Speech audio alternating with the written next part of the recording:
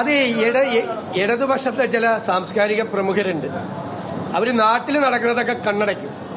എന്നിട്ട് ഈ ചിതറിത്തെറിക്കുന്ന ചില കാര്യങ്ങൾ കിട്ടുന്നതിന് വേണ്ടിയിട്ട് ഇങ്ങനെ തെരഞ്ഞെടുപ്പിലേക്ക് വന്നിട്ട് പരസ്യമായി പിന്തുണയ്ക്കുകയാണ്.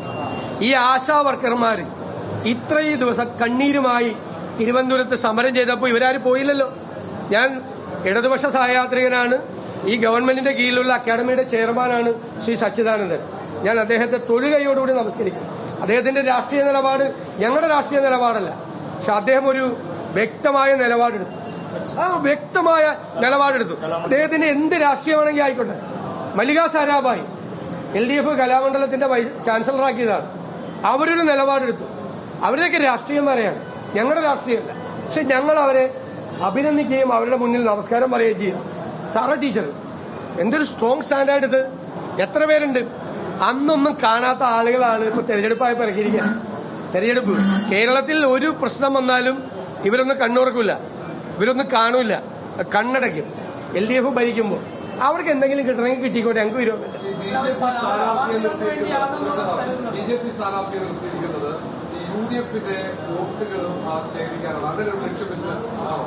അല്ല, ആയിരിക്കാം. LDF-ഉം CPM-ഉം BJP-യും തമ്മിൽ ഒരു രഹസ്യ ബാന്ധവമുണ്ട്. സ്ഥാനാർത്ഥിയെ നിർത്തണ്ടെന്നാണ് അവർ ആദ്യത്തെ ചർച്ചയിൽ തീരുമാനിച്ചത്. രണ്ടാമത് അത് BJP-ക്കെതിരായിട്ട് വലിയ ആക്ഷേപമായി വന്നപ്പോൾ ഒരു സ്ഥാനാർത്ഥിയെ നിർത്താൻ തീരുമാനിച്ചു. അപ്പൊ UDF വോട്ട് ബാങ്കിൽ വിള്ളൽ വരുത്താം എന്ന് കരുതിയിട്ടാണ് വന്നത്. ഒരു വോട്ടും ഞങ്ങളുടെ വിണ്ടുപോകില്ല. അതിന്റെ അകത്ത് BJP വോട്ട് അല്ല, അവര് തമ്മിൽ ധാരണയുണ്ടല്ലോ, ചെയ്യാറുണ്ടല്ലോ സാർ. അതൊന്നും ഞങ്ങളുടെ ഇവിടുത്തെ തെരഞ്ഞെടുപ്പ് വിജയത്തെ ബാധിക്കില്ല.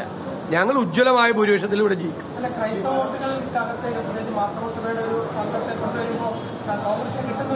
അതൊക്കെ പൊളിറ്റിക്കൽ വോട്ടാണ്.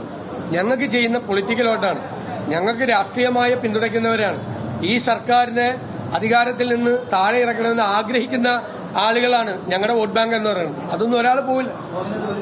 BJP-ക്ക് വോട്ട് ചെയ്തിട്ട് LDF-നെ ജയിപ്പിക്കാൻ ഞങ്ങളുടെ വോട്ട് ബാങ്ക് ആണെങ്കിൽ അവർ കൂട്ടുനിൽക്കില്ല.